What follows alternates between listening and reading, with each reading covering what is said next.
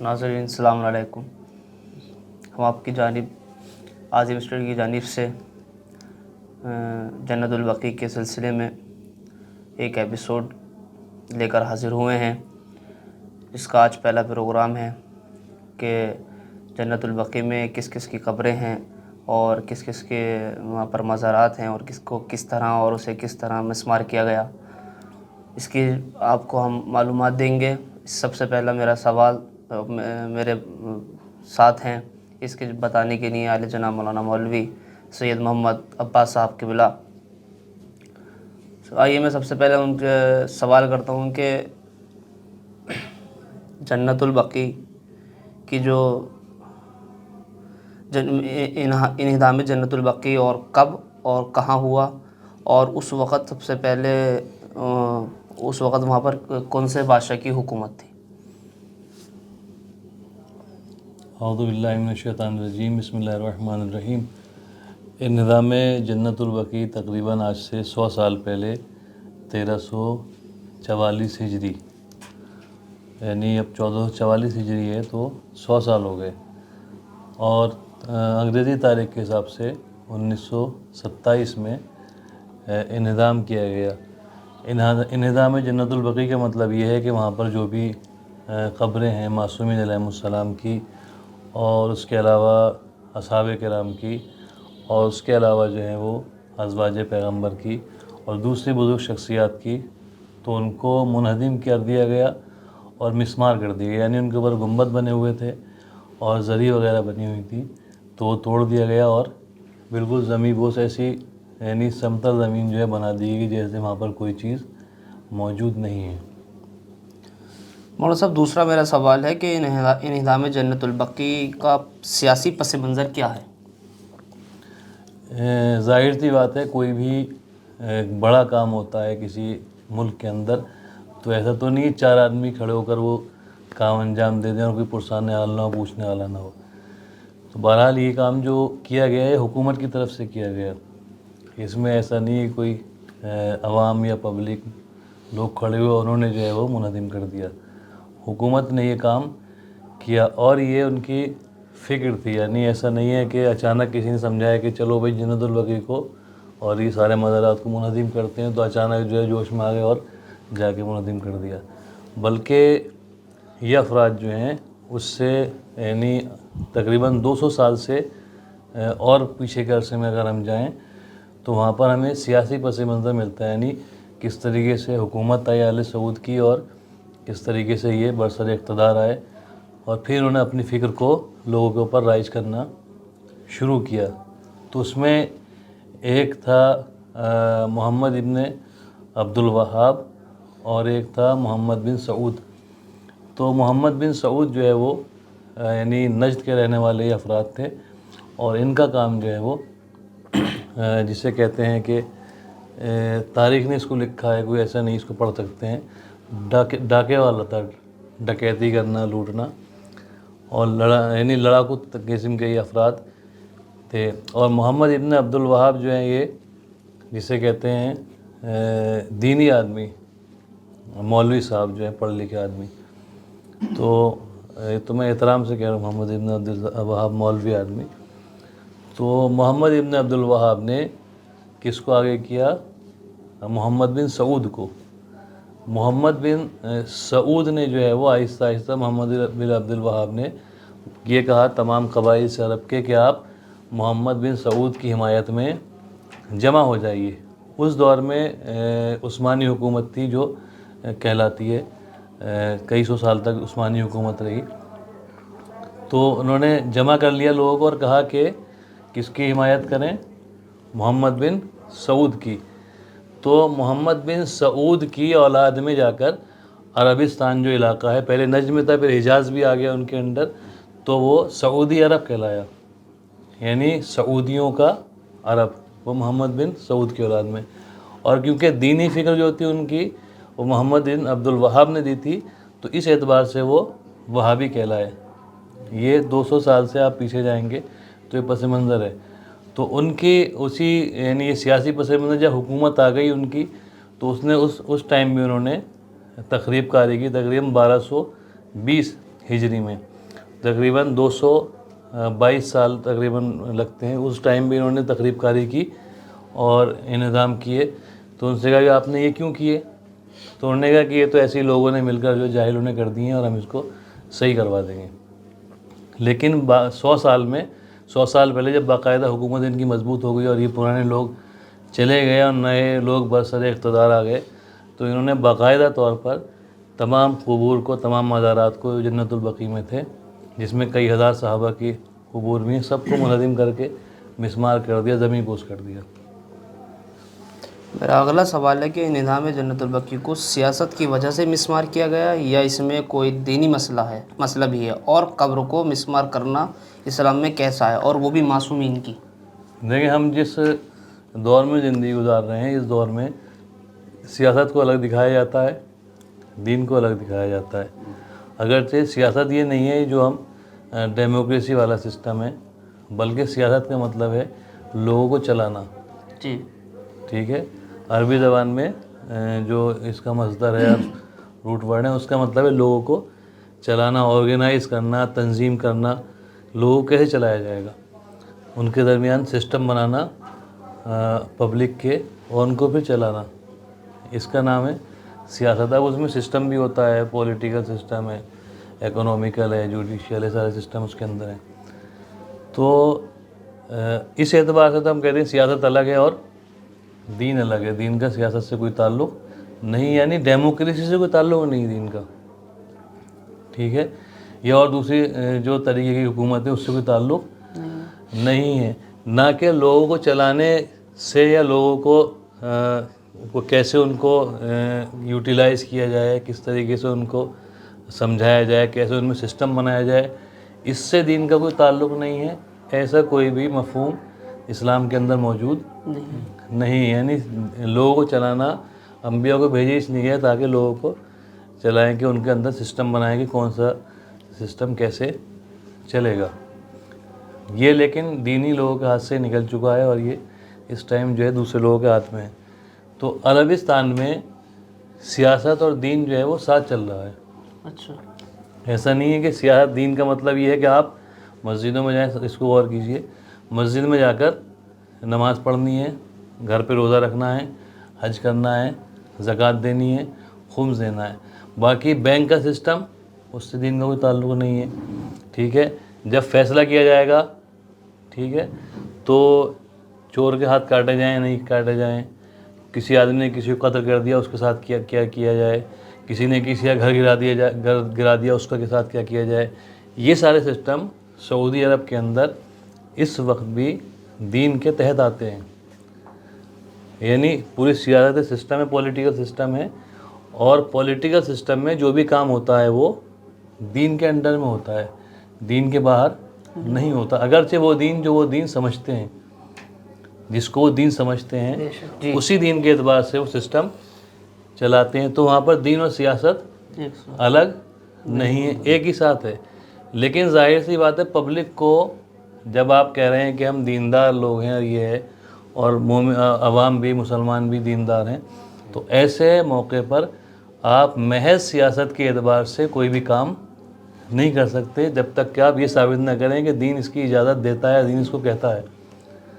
تو لہٰذا انہوں نے کوشش کی کہ دینی اعتبار سے بھی اس کو ثابت کریں کہ نہیں، قبر پر جو گنبد بنائی جا رہی ہے، یا روضہ بنایا جا رہا ہے، یا زری بنائی جا رہی ہے، وہ جائز نہیں ہے۔ جب جائز نہیں ہے ثابت ہو جائے گا، لوگ سمجھ جائیں گے، اب آپ اس کو گرائیے، بلڈوزر چلائیے، کچھ چلائیے، کوئی پوچھنے والا نہیں ہے۔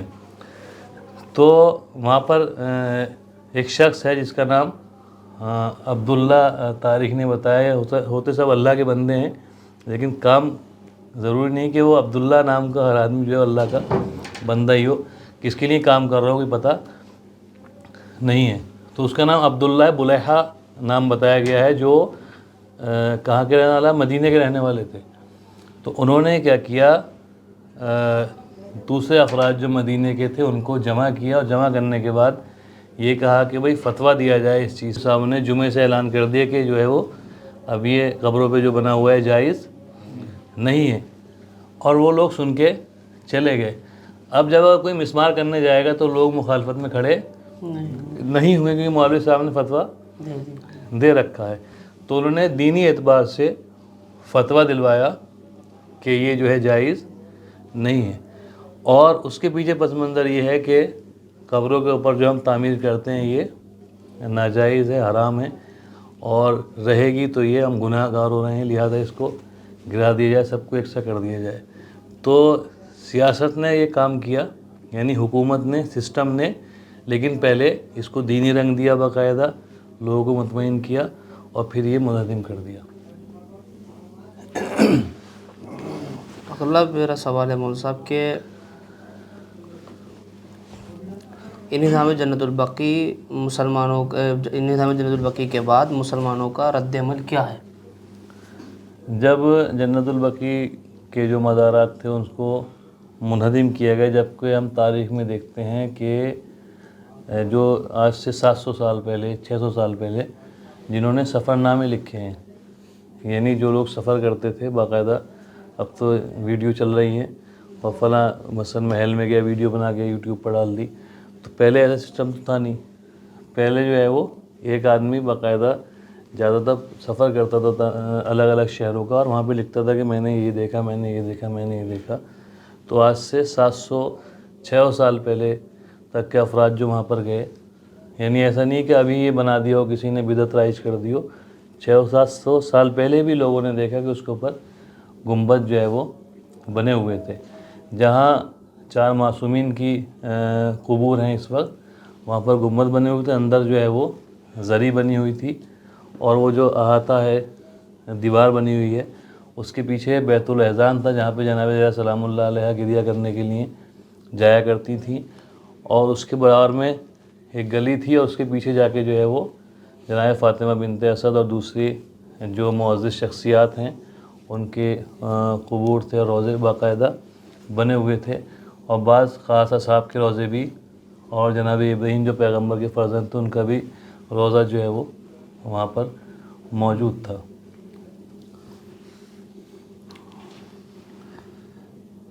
میرا اگلا سوال ہے کہ جنت البقیع میں کس کس کی قبریں ہیں؟ یعنی 14 معصومین میں کس کس کی جنت البقیع میں قبریں ہیں؟ جنت البقیع میں جو ہیں وہ امام حسن علیہ السلام کی ہیں، امام زین العابدین علیہ السلام کی ہیں، امام محمد باقر علیہ السلام کی، امام جعفر صادق علیہ السلام کی جو قبر ہے ابھی بھی موجود ہے وہاں پر. اور اس کے علاوہ عبداللہ ابن عباس ہیں، ان کی قبر موجود ہے.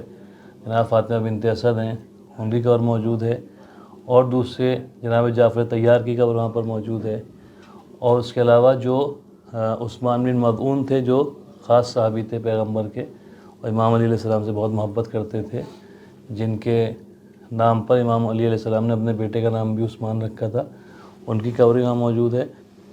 اور اس کے علاوہ تقریباً تاریخ نے تو کئی ہزار صحابہ کا نام لیا ہے کہ جن کی قبور وہاں پر موجود ہیں. بہرحال وہ کیا کہتے ہیں، اس کا چارٹ ہے، اس میں سب کچھ واضح ہے کہ کس کی قبر کہاں. آج بھی دیکھیں گے تو وہ مل جائے گی، لیکن صرف یہی ہے کہ وہ مسمار ہے، اس پر پتھر انہوں نے نشانی کے طور پر رکھے ہوئے ہیں.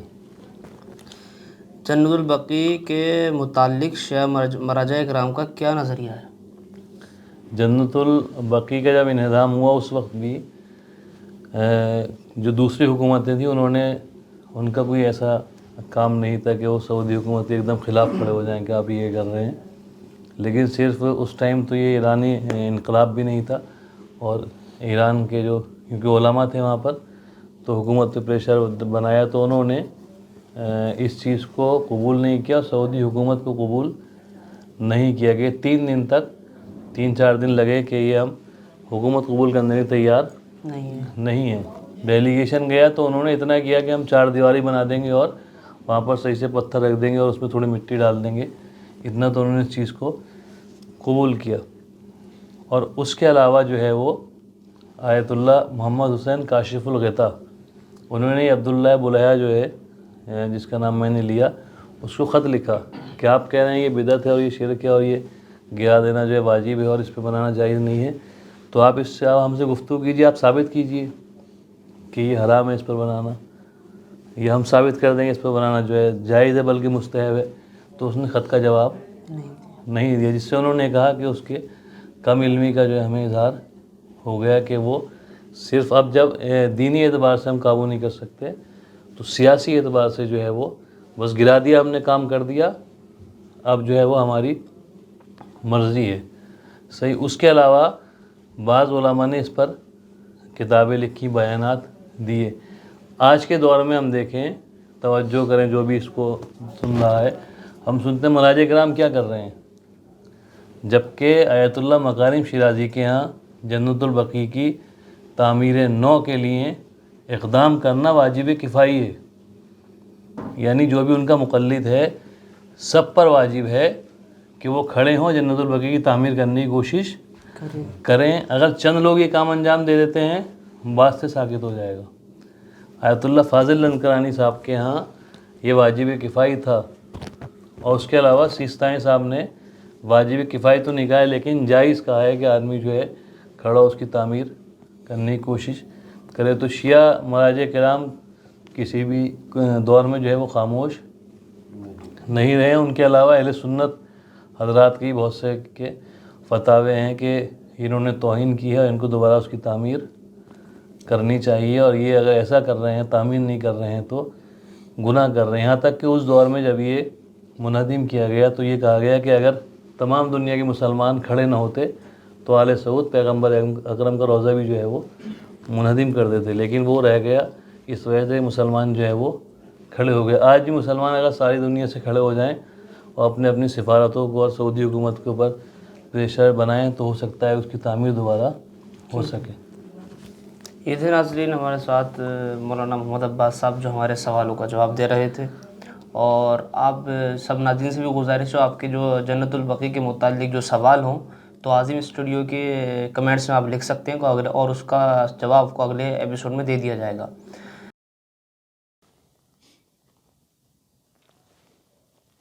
حضرات، جناب فاطمہ زہرا کی شان میں نوحہ پیش کرتا ہوں. تمام مومنین سماعت فرمائیں.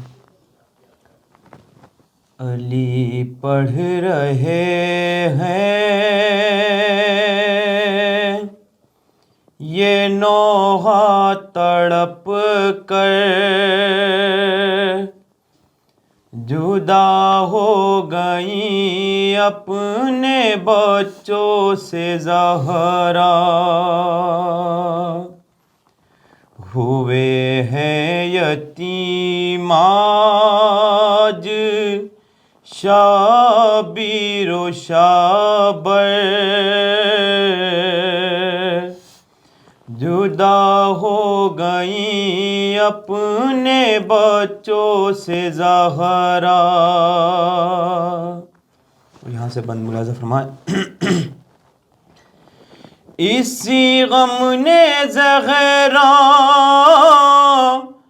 کو ہے دم رلایا، میرا لال دنیا میں آنے نہ پایا، نبی سے کروں گی گلا روز محشر، جدا ہو گئی اپنے بچوں سے زہرا. رے رلاتا ہے اس کا سوال بھی سب کو، خطا کیا تھے محسن کتنا بتا دو، میرے بطن میں کیوں مرا میرا دلبر، جدا ہو گئی اپنے بچوں سے زہرا، گئی حق طلب نے جس وقت زہرا، ستم گر نے رخ پہ तमाचा लगाया। वो कहती रही मैं नबी की हूँ दुख्तर, जुदा हो गई अपने बच्चों से ज़हरा। रे अली से वसीयत किए मेरे जानी, हुसैन उठ के रातों को मांगेगा पानी, न रह जाए प्यासा कहीं मेरा दिलबर, जुदा हो गई अपने बच्चों से ज़हरा। कहा खादिमा से जो मैं जाऊं अस्मा, अरे मेरी बेटियों को गले से लगाना, खबर मरने की दे न खाना खिला कर, जुदा हो गई अपने बच्चों से ज़हरा। और आखिरी बंद समाप्त फरमाएं हज़रात। अरे ये ऐलान करवा दो अहले अरब में, अरे नाब दिन में रोए गी ज़हरा न शब में, वो अब रोएगी पास बाबा के जाकर, जुदा हो गई अपने बच्चों से ज़हरा। और मक्ता मुलाहिज़ा फरमाएं। लिखा गम का सलमान जब मैंने नौहा, लगा ऐसा जैसे कि पहलू शकीस्ता, करी बैठी हैं पसलियों को पकड़ कर, जुदा हो गई अपने बच्चों से ज़हरा।